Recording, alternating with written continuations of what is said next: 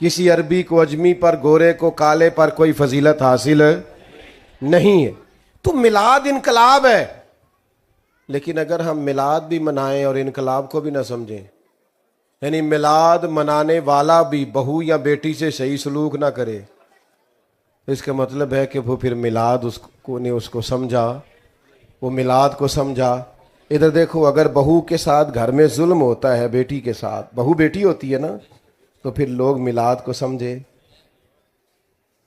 اگر بہو کا باپ آ کے منتیں کر رہا ہے نا سسرال والوں کہ چلو مہربانی کرو، اے میرے لاڈا نال بھی انج دی ہو گئی ہے بیچاری، تو پھر آپ میلاد کو تو نہیں سمجھے.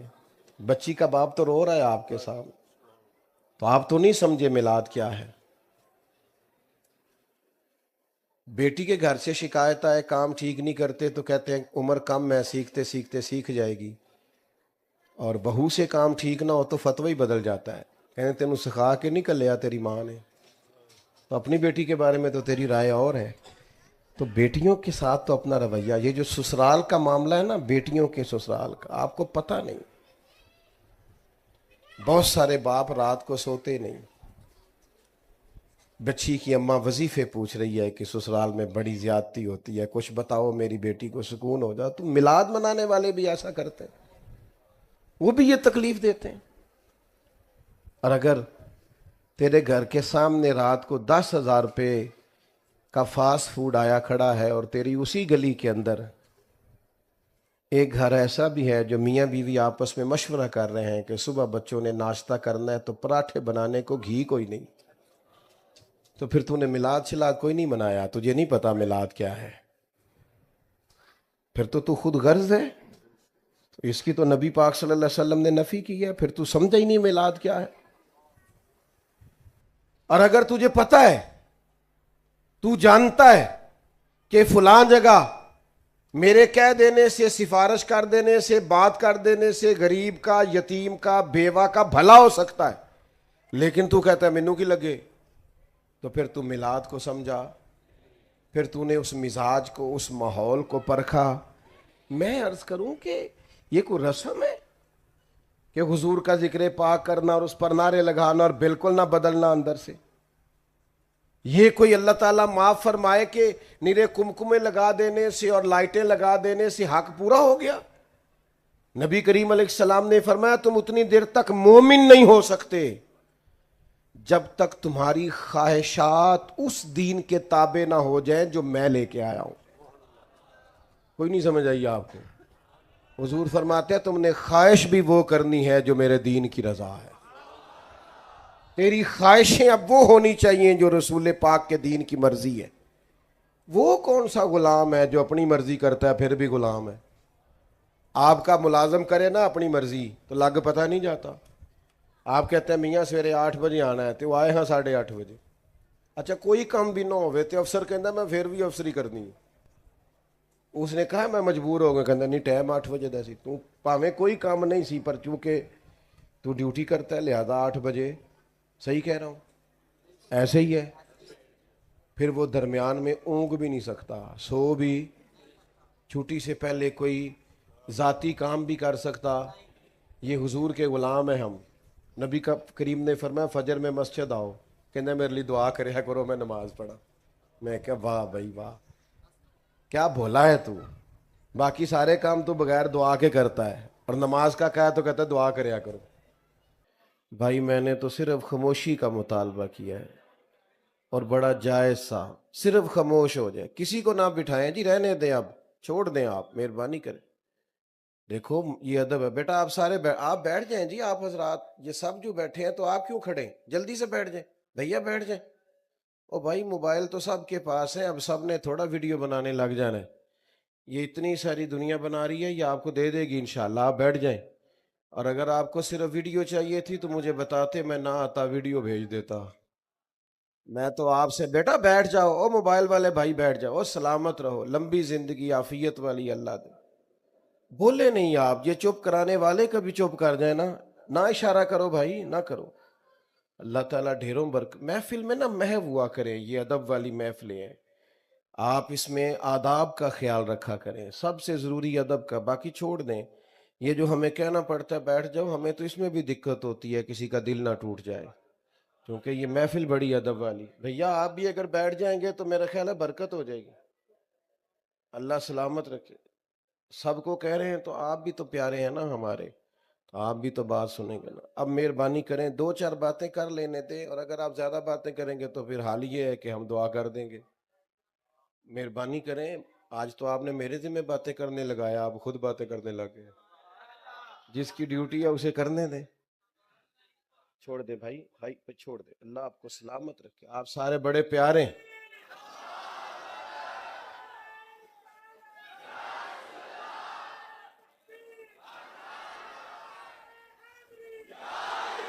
میں نے ایک دوست سے کہا کہ یار آپ مجھے بلا تو لیتے ہیں لیکن میرے 20 منٹ تو محفل ٹھیک کرنے میں لگ جاتے ہیں. تو مینوں کہنے لگے تواڈے آن تے بندے پریشان ہی بڑے ہو جاندے ہیں. تو اللہ آپ تو پریشان نہیں ہے نا ماشاء اللہ. اچھا چلو شکر ہے. خوش رہیں. اللہ تعالیٰ ہمیشہ آپ کو پریشانیوں سے بچا کے رکھے. اللہ تعالیٰ کی ہر نعمت اس کا حق ہے کہ اس کا شکر ادا کیا جائے، اور نعمتوں کا شکر ادا کرنے سے فائدہ یہ ہوتا ہے کہ ایک تو نعمت محفوظ ہو جاتی ہے، دوسرا نعمتوں میں اضافہ ہو جاتا ہے. اللہ تعالیٰ نے فرمایا لَإِن شَكَرْتُمْ لَأَزِيدَنَّكُمْ، اگر تم شکر ادا کرو گے تو ہم نعمتوں میں اضافہ کر دیں گے. تو ہمارے مفسرین نے یہاں ایک بات لکھی ہے کہ اضافہ اسی میں ہوتا ہے نا جو پہلے محفوظ ہو جائے. تو اضافے کا مطلب یہ کہ شکر کرنے سے نعمتیں محفوظ ہو جاتی ہیں اور ان میں اضافہ ہو جاتا ہے.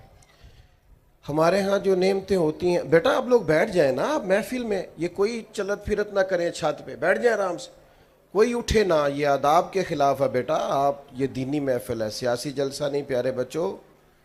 اس میں آپ سے ذرا کوئی اللہ نہ کرے اللہ کے گھر کی بے ادبی ہو گئی تو بڑا مسئلہ ہو جائے گا. بیٹا آپ کیوں چل رہے ہیں؟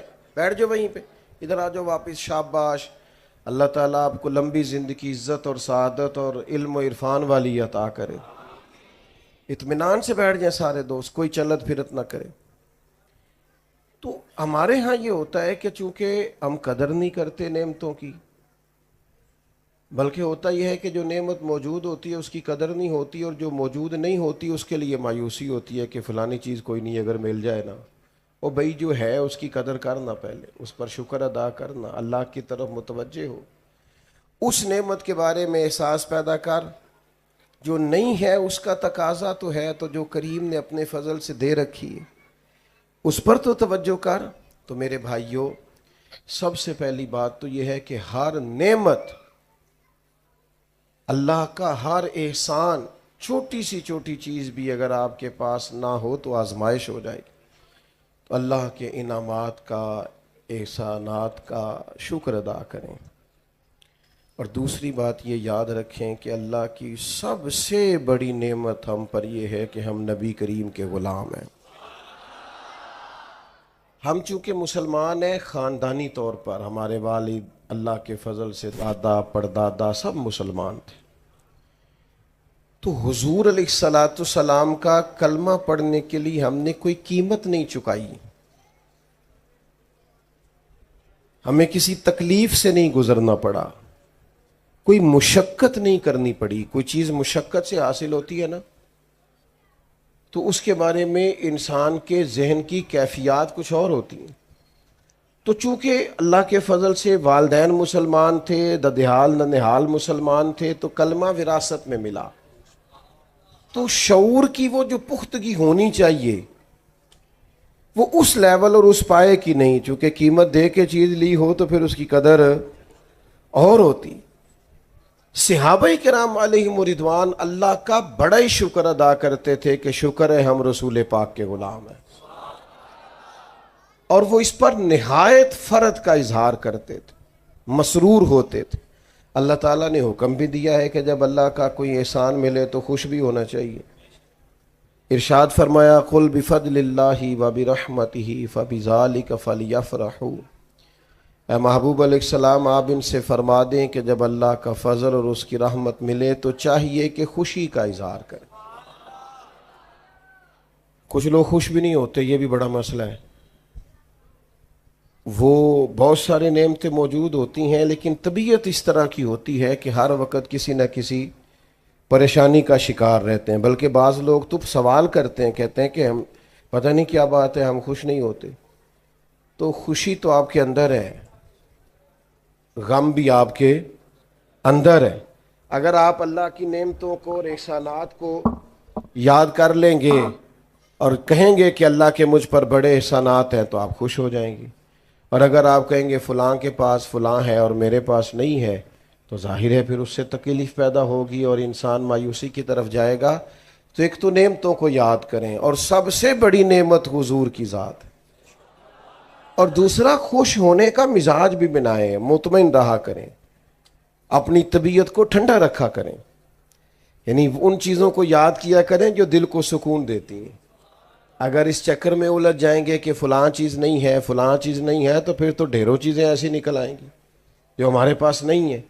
تو سمجھنے کا مقام یہ ہے کہ محفل میلاد اس مقدس اجتماع کو کہتے ہیں جس میں نبی پاک کے تشریف لانے پر لوگ اللہ کے شکر کے طور پر محفل سجا کے بیٹھتے ہیں. بعض دوست ایسے ہیں جو محفل میلاد کے معاملے میں بڑا سخت رویہ رکھتے ہیں، بڑے کھلے دل سے اور بڑے حوصلے کے ساتھ بات کر رہا ہوں. اب ظاہر ہے کہ دور بدل گیا ہے اور میڈیا میں ہر چیز کھل کے آ گئی ہے. مجھے بتائیے گا بھلا یہ محفل میلاد میں کیا ہوتا ہے؟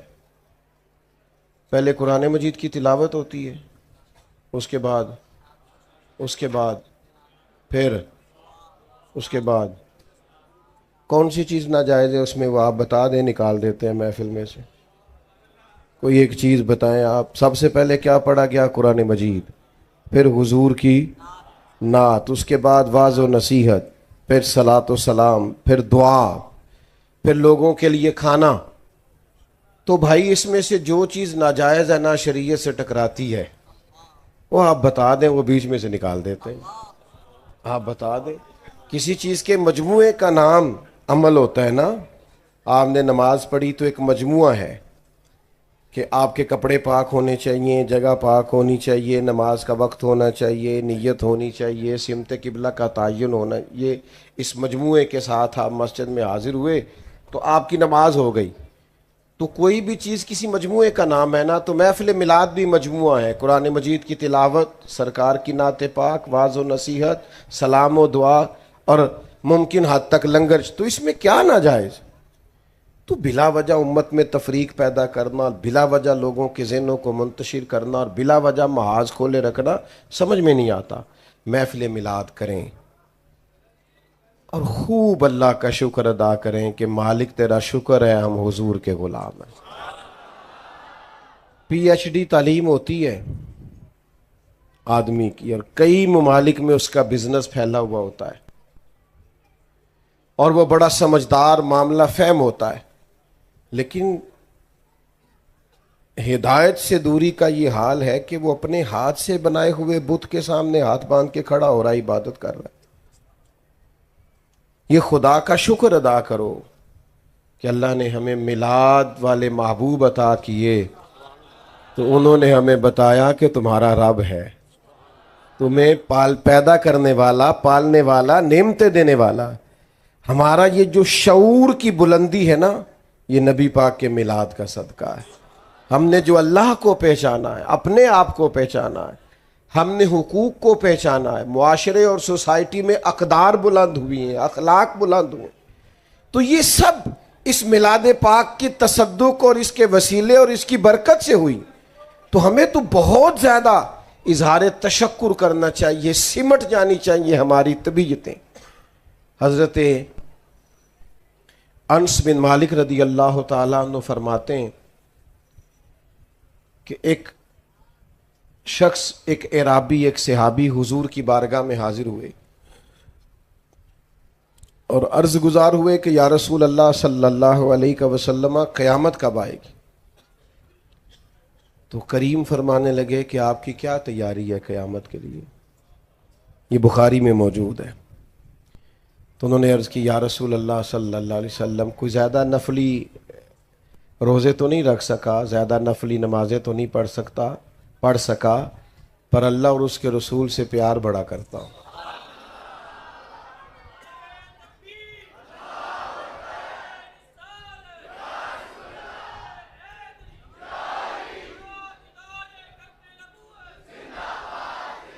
عرض کی یا رسول اللہ صلی اللہ علیہ وسلم, میں اللہ رسول سے پیار بڑا کرتا ہوں. تو ہر عبادت پر ثواب کا حضور بیان کرتے ہیں نا, تو یہ انہوں نے عرض کیا نا کہ میں اللہ رسول سے پیار بڑا کرتا ہوں, تو حضور نے اس کا بھی اجر بیان کیا. فرمایا سن پھر تو جس سے تو پیار کرتا ہے نا, قیامت والے دن تو اسی کے ساتھ ہوگا. فرماتے ہیں وہ خوش ہو گئے, چلے گئے. اب حافظ منذری نے ترغیب و ترہیب میں لکھا ہے کہ حضرت انس بن مالک کہتے ہیں میں نے عرض کی بعد میں, یا رسول اللہ مجھے اللہ سے بھی بڑا پیار ہے, اللہ کے رسول سے بھی بڑا پیار ہے, حضرت صدیق اکبر سے بھی بڑا پیار, حضرت فاروق اعظم سے بھی بڑا پیار. تو حضور نے فرمایا کلیہ سب کے لیے ایک ہے, جو جس سے پیار کرے گا جنت میں اسی کے ساتھ ہوگا. اب ذرا حضرت, یہ تو بات یہاں تک تو حدیث پاک کی بات تھی, اب اس پر تبصرہ ہے حضرت انس بن مالک کا. 10 سال حضور علیہ السلام کے کاشانہ نور میں رہنے والے یہ سرکار کے غلام, یہ اس پر تبصرہ کرتے ہیں, اس روایت کے بعد اس پر گفتگو کرتے ہیں, اپنا ذوق اس پر بیان کرتے ہیں. فرماتے ہیں مجھے زندگی میں 3 بار بڑی خوشی ہوئی. ایک اس دن جس دن میں نے کلمہ پڑھا, اور ایک اس دن جس دن حضور مکہ مکرمہ سے مدینہ طیبہ تشریف لائے, اور ایک اس دن جس دن حضور نے فرمایا جو جس سے پیار کرے گا قیامت میں اسی کے ساتھ ہوگا. تو دوستو وہ تو کہتے ہیں سب سے زیادہ خوشی اس بات پر ہوئی کہ حضور تشریف لے آئے. لیکن ہمارے ہاں کچھ تو لوگ سرے سے وہ ہیں جو انکار ہی کر رہے ہیں, وہ مزاج ہی نہیں رکھتے, وہ کہتے ہیں ادھر آنا ہی نہیں. اور جو خوشی کرتے ہیں تو وہ بھی زیادہ تر سٹیٹس بھی کر لیتے ہیں, پوسٹ پہ ہی کر لیتے ہیں, وہ بھی زیادہ تر بیچارے لائیو ہو کے کر لیتے ہیں. اس خوشی میں روحانیت ہونی چاہیے, معنویت ہونی چاہیے, آپ کا دل لگے, آپ کی طبیعت جمے کہ واقعتاً یہ جو میں کر رہا ہوں یہ حضور کے تشریف لانے کی خوشی پہ کر رہا ہوں. اس کے لیے قلبی واردات کا ہونا ضروری ہے, روح کا حاضر ہونا ضروری ہے. ورنہ آپ کو پتہ ہے ہمارے جلسے میلے بن گئے, وہ ادب ہی نہیں رہا. آپ مجھ سے پیار کرتے ہیں, مجھ سے ناراض نہیں ہوں گے. ویسے ہماری اہل سنت کی محفل میں کوئی بندہ ننگے سر نہیں آتا تھا, سوال ہی نہیں پیدا ہوتا تھا.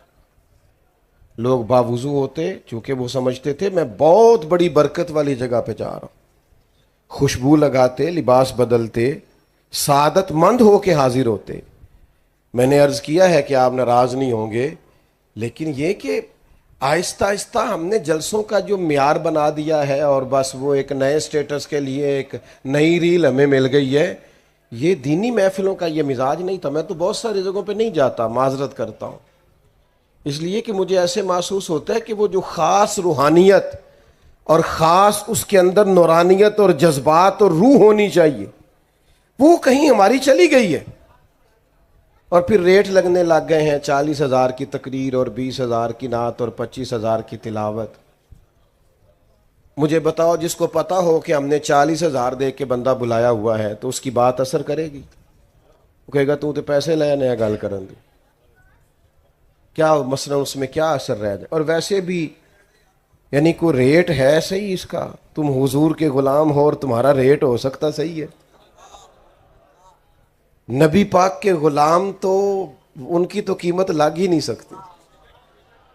حضرت عبداللہ بن حذافہ کو گرفتار کر لیا نا رومیوں نے, تو روم کا بادشاہ کہنے لگا کہ جتنی دولت آپ کہتے ہیں میں آپ کو دیتا ہوں, آپ بہادر آدمی ہیں, ہم آپ کو مارنا نہیں چاہتے, جتنی دولت آپ کہتے ہیں تو آپ ہمارے دین میں آ جائیں. تو حضرت عبداللہ بن حذافہ کہنے لگے تو بیوقوف لگتا ہے مجھے جو مجھے آفر دے رہا ہے, حالانکہ کپڑے کئی جگہوں پہ پیبند لگے ہوئے.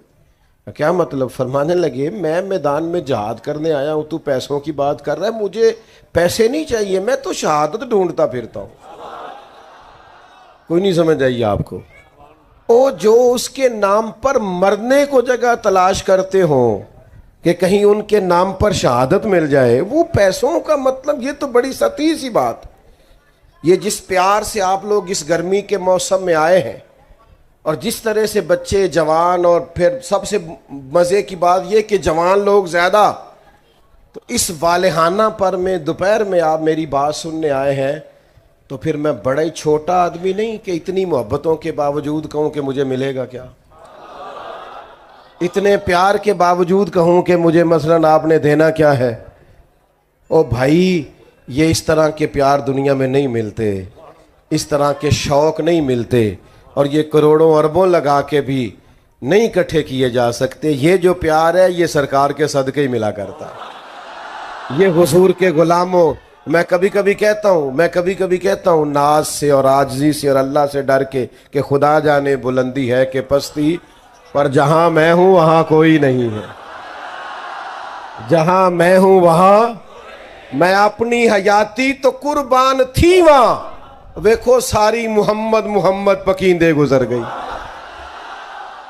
محمد محمد پکیندے گزر گئی، ماشاءاللہ۔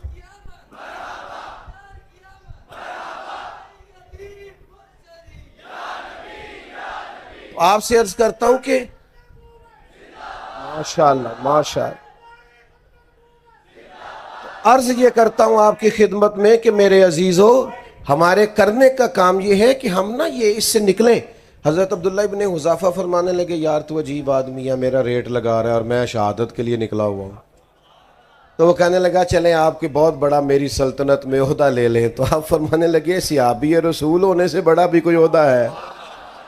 صحابہ وہ صحابہ تھے جن کی ہر صبح عید ہوتی تھی، خدا کا قرب حاصل تھا، نبی کی دید ہوتی تھی۔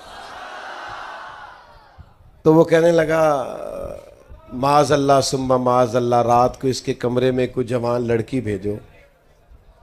سنو میلاد پہ آنے والے جوانوں، ساری رات لڑکی بیٹھی رہی اور آپ نفل پڑھتے رہے، تو وہ جو گمراہ کرنے آئی تھی وہ سویرے کلمہ پڑھ گئی۔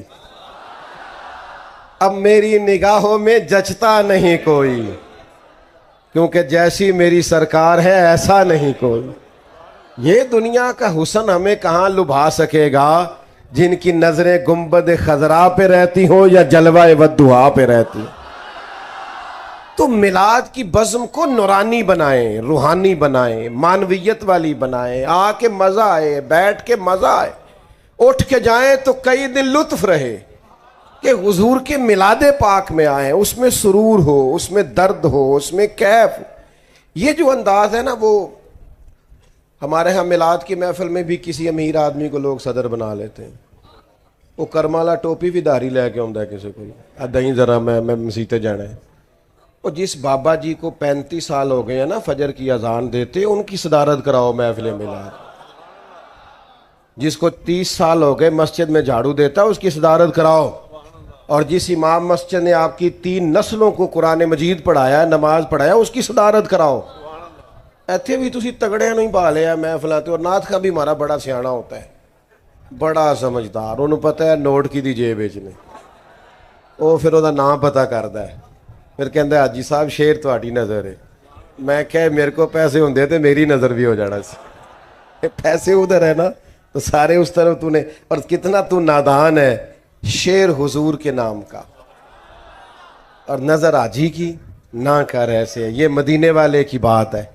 اعلیٰ حضرت بریلوی چلے گئے نا دکان پہ تیل لینے، سرسوں کا تیل، تو دکاندار سے کہا یہ تیل دے دو، تو اس نے بوتل تیل کی بھر دی، فرمایا کتنے کی؟ کہنے لگا حضور ویسے تو 5 آنے کی ہے، آپ ہمارے عالی میں 3 آنے دے دیں، آپ نے پورے ہی 5 دیے۔ فرمایا میں اپنا علم 2 آنے کا نہیں بیچتا، ہاں کروں مدح اہل دول رضا، پڑے اس بلا میں میری بلا، میں گدا ہوں اپنے کریم کا، میرا دین پار آئے نہ۔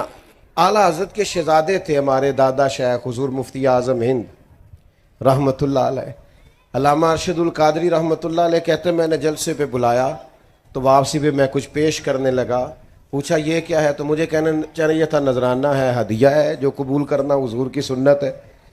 تو میں نے کہا جی یہ کرایہ ہے، جلدی میں میرے منہ سے نکل گیا یہ. تو کہنے لگے، پیسے لپیٹ کے دوبارہ میری جیب میں ڈال دیے. کہنے لگے میں احمد رضا کا بیٹا ہوں، کرایہ کا مولوی نہیں کہ جو کرایہ دے بلا لے. جو اور یہ ہوتے ہیں کرایہ کے مولوی بھی، اللہ ماشاءاللہ ہوتے ہیں، کمال ہو جاتی ہے. جہاں جاتے ہیں وہیں کے مرید ہیں، جہاں جاتے ہیں وہیں کے کلابے. میں ایک جگہ پہ چلا گیا تو مجھے روکا دے دیا. کہنے لگے یہ مہمان خصوصی، ان کا بھی نام لینا ہے، ان کا خصوصی تعاون ہے، ان کا بھی نام لینا ہے. یہ صدر ہے مسجد کے، ان کا بھی نام. میں کہا تو سنتے مینوں کیا سی حضور دی تعریف کرنی تے اے میں کہا کسی اور موقع تے رکھیا جے. سانو تخت ہزارے دی لوڑ کی نہ لکھی لگے شہر بمبول دے نال، اسی تے اپنی بال کے سیکنے. یہ سرکار کی تعریف، سرکار کی آمد. او ماشاءاللہ ماشاءاللہ، اللہ آپ کو جزا دے. اب سنیں جی، سنیں، بات کو سمیٹنا ہے. سنیں حضور کے میلاد کی بزم، دو چار چیزیں میلاد میں بڑی یاد رکھنے والی ہیں. اب آپ زیادہ توجہ کریں، موبائلوں والے بھی ذرا میری طرف دیکھیں. میلاد ایک انقلاب کا نام ہے. یعنی میلاد شریف سے پہلے لوگ کفر و شرک کرتے تھے، میلاد کے بعد ان کا ارادہ ہو گیا کہ اللہ وحدہ لا شریک، عقیدہ ہو گیا کہ اللہ. تو اس کا مطلب ہے میلاد ایک انقلاب ہے. میلاد سے پہلے لوگ بیٹیوں کو زندہ دفن کرتے تھے، اب میلاد ہو گیا. اب جو بیٹی کی پرورش کرے گا، حضور فرماتے ہیں جس طرح میری 2 انگلیاں جڑی ہوئی ہیں میرے ساتھ جڑ کے جنت میں جائے گا. پہلے لوگ یتیموں بیواؤں کے ساتھ بڑا ناروا سلوک کرتے تھے، میلاد ہو گیا.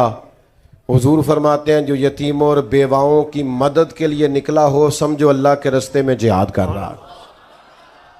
پہلے برادری، قبیلہ، رنگ، نسل کی تفریق تھی، پھر میلاد ہو گیا. حضور نے فرمایا سارے جناب آدم کی اولاد ہے. کسی عربی کو اجمی پر، گورے کو کالے پر کوئی فضیلت حاصل نہیں ہے. تو میلاد انقلاب ہے. لیکن اگر ہم میلاد بھی منائیں اور انقلاب کو بھی نہ سمجھیں، یعنی میلاد منانے والا بھی بہو یا بیٹی سے صحیح سلوک نہ کرے، اس کا مطلب ہے کہ وہ پھر میلاد اس کو سمجھا، وہ میلاد کو سمجھا. ادھر دیکھو، اگر بہو کے ساتھ گھر میں ظلم ہوتا ہے، بیٹی کے ساتھ، بہو بیٹی ہوتی ہے نا، تو پھر لوگ میلاد کو سمجھے. اگر بہو کا باپ آ کے منتیں کر رہا ہے نا سسرال والوں کہ چلو مہربانی کرو، اے میرے لاڈا نال بھی انج دی ہو گئی ہے بیچاری، تو پھر آپ میلاد کو تو نہیں سمجھے. بچی کا باپ تو رو رہا ہے آپ کے سامنے، تو آپ تو نہیں سمجھے میلاد کیا ہے. بیٹی کے گھر سے شکایت آئے کام ٹھیک نہیں کرتے تو کہتے ہیں عمر کم ہے، سیکھتے سیکھتے سیکھ جائے گی. اور بہو سے کام ٹھیک نہ ہو تو فتوی ہی بدل جاتا ہے، کہتے تینوں سکھا کے نہیں کلیا تیری ماں نے. تو اپنی بیٹی کے بارے میں تو تیری رائے اور ہے. تو بیٹیوں کے ساتھ تو اپنا رویہ، یہ جو سسرال کا معاملہ ہے نا، بیٹیوں کے سسرال کا آپ کو پتہ نہیں. بہت سارے باپ رات کو سوتے نہیں. بچی کی اماں وظیفے پوچھ رہی ہے کہ سسرال میں بڑی زیادتی ہوتی ہے، کچھ بتاؤ میری بیٹی کو سکون ہو جا. تو میلاد منانے والے بھی ایسا کرتے ہیں، وہ بھی یہ تکلیف دیتے ہیں. اور اگر تیرے گھر کے سامنے رات کو 10,000 روپے کا فاسٹ فوڈ آیا کھڑا ہے، اور تیری اسی گلی کے اندر ایک گھر ایسا بھی ہے جو میاں بیوی آپس میں مشورہ کر رہے ہیں کہ صبح بچوں نے ناشتہ کرنا ہے تو پراٹھے بنانے کو گھی کوئی نہیں، تو پھر تو نے میلاد شلاد کوئی نہیں منایا، تجھے نہیں پتا میلاد کیا ہے. پھر تو خود غرض ہے. تو اس کی تو نبی پاک صلی اللہ علیہ وسلم نے نفی کی ہے. پھر تو سمجھا ہی نہیں میلاد کیا ہے. اور اگر تجھے پتا ہے، تو جانتا ہے کہ فلاں جگہ میرے کہہ دینے سے، سفارش کر دینے سے، بات کر دینے سے غریب کا، یتیم کا، بیوہ کا بھلا ہو سکتا ہے، لیکن تو کہتا ہے مینوں کی لگے، تو پھر تو میلاد کو سمجھا، پھر تو نے اس مزاج کو، اس ماحول کو پرکھا. میں عرض کروں کہ یہ کوئی رسم ہے کہ حضور کا ذکر پاک کرنا اور اس پر نعرے لگانا اور بالکل نہ بدلنا اندر سے؟ یہ کوئی اللہ تعالیٰ معاف فرمائے کہ نیرے کمکمے لگا دینے سے اور لائٹیں لگا دینے سے حق پورا ہو گیا؟ نبی کریم علیہ السلام نے فرمایا تم اتنی دیر تک مومن نہیں ہو سکتے جب تک تمہاری خواہشات اس دین کے تابع نہ ہو جائیں جو میں لے کے آیا ہوں۔ کوئی نہیں سمجھ آئی آپ کو؟ حضور فرماتے ہیں تم نے خواہش بھی وہ کرنی ہے جو میرے دین کی رضا ہے۔ تیری خواہشیں اب وہ ہونی چاہیے جو رسول پاک کے دین کی مرضی ہے۔ وہ کون سا غلام ہے جو اپنی مرضی کرتا ہے پھر بھی غلام ہے؟ آپ کا ملازم کرے نا اپنی مرضی تو لگ پتہ نہیں جاتا۔ آپ کہتے ہیں میاں سویرے 8 بجے آنا ہے تو وہ آئے ہاں 8:30 بجے۔ اچھا کوئی کام بھی نہ ہوئے تو افسر کہندا میں پھر بھی افسری کرنی ہے۔ اس نے کہا میں مجبور ہو گیا، کہندا نہیں ٹائم 8 بجے دا سی، تو پاویں کوئی کام نہیں سی پر چونکہ تو ڈیوٹی کرتا ہے لہذا 8 بجے۔ صحیح کہہ رہا ہوں؟ ایسے ہی ہے۔ پھر وہ درمیان میں اونگ بھی نہیں سکتا، سو بھی، چھٹی سے پہلے کوئی ذاتی کام بھی کر سکتا۔ یہ حضور کے غلام ہیں ہم۔ نبی کا کریم نے فرمایا فجر میں مسجد آؤ، کہنا میرے لیے دعا کریا کرو میں نماز پڑھا۔ میں کہا واہ بھائی واہ، کیا بھولا ہے تو، باقی سارے کام تو بغیر دعا کے کرتا ہے اور نماز کا کہا تو کہتا ہے دعا کریا کرو۔ تو میں تو اب چونکہ تھوڑا سا خشک ہوں تو بعدوں کا سخت بات بھی کر دیتا ہوں سمجھانے کے لیے، کیونکہ کڑوی دعائی کا بھی ایک دوست کو میں اکثر کہتا نماز پڑھو، وہ ہر دفعہ مجھے کہتا دعا کرو میں نمازی ہو جاؤں۔ میں کہ تو سرکاری ملازم ہے، ہر مہینے تیری تنخواہ بینک کے چوندی، تو کدی نہیں دعا کرائی کہ دعا کرو میں لین ٹوٹ جا، میرا دل نہیں کرتا تنخواہ لین کرائی کدی کسی نے؟ نماز دی دعا کرا دین، کیا مذاق بنایا ہوا ہے۔ آپ نے جو اہمیت اپنے کاروبار اور ڈیوٹی کو اور دکان کو دی ہے وہ آپ نے دی ہوتی نا کبھی نماز کو، یہ بات ہی نہ کرتے۔ تو غلام ہے اور تو سویا رہا، یہ کیسے ہو گیا؟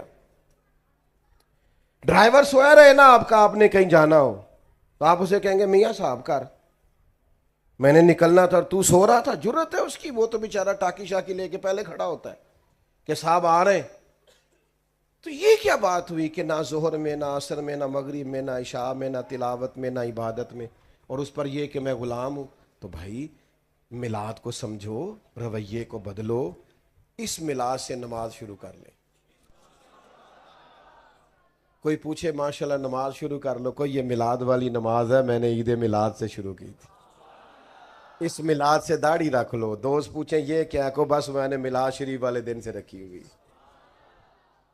معاف کر دو، بہت سارے لوگوں کو معاف کر دو، خود فون کر کے رشتہ داروں کو معاف کر دو کہ جا تجھے معاف کیا۔ کوئی کی گل ہے یار، میں خوش بڑا میرے نبی دا میلاد، درگزر کرو۔ سنیں جی سنیں، بات کو سمیٹنے کا ٹائم ہے، سنیں، اللہ آپ کو سلامت۔ بھائی کچھ عملی کام کرو میلاد کے موقع پر جس سے فرق پڑے کہ ہم سچ مجھ میں میلاد منا رہے ہیں، ورنہ محض نعرے لگانا اور محض یہ کرنا، اس کی ہم نفی نہیں کرتے، لیکن جب تک عملی تقاضوں پہ نہیں نہ آئیں گے اتنی دیر تک پھر ہمیں ذاتی طور پہ بھی اس کا وہ نفع نہیں ہوگا جو کہ ہونا چاہیے۔ میں توقع کروں کہ آپ آج سے درود شریف پڑھیں گے؟ چلیں جو نہیں بول رہے ان پر بھی میرا گمان ہے کہ انشاءاللہ پڑھیں گے، اور میں توقع کروں کہ جن کی زور رہ گئی ہے وہ انشاءاللہ پڑھیں گے، افسر بھی پڑھیں گے۔ ایک چھوٹی سی بات ہے، جھچکنا نہیں کسی سے۔ کوئی بندہ دوست وغیرہ کرتے ہیں نا شگل کے خیر ہے نماز شروع کر لی، تو بڑے تانے ہم ویسے بھی سہتے ہیں، تو ایک کا تانا دین کے نام پہ بھی سہنا ہے، ٹھیک ہے؟ جے کر یار دے نام دا ملے مینا، انہوں چولی پا لئیے پنجے سٹیے نا۔ یہ تانے تو سنبھال کے رکھنے والے ہیں۔ اگر حضور کے نام پہ ملے تو آپ نے بدلنا ہے۔ بالخصوص نوجوانوں سے میری گزارش ہے کہ ماں باپ کی آپ فرما برداری کریں گے تو وہ کہیں گے خیر ہے میرا پتر، تو کہیں میں آج ہی تو حضور کا میلاد سن کے آیا ہوں، اس لیے تبدیلی آ گئی۔ تو یہ تبدیلی آپ نے ضرور پیدا کرنی ہے۔ اللہ میری آپ کی حاضری قبول فرمائے۔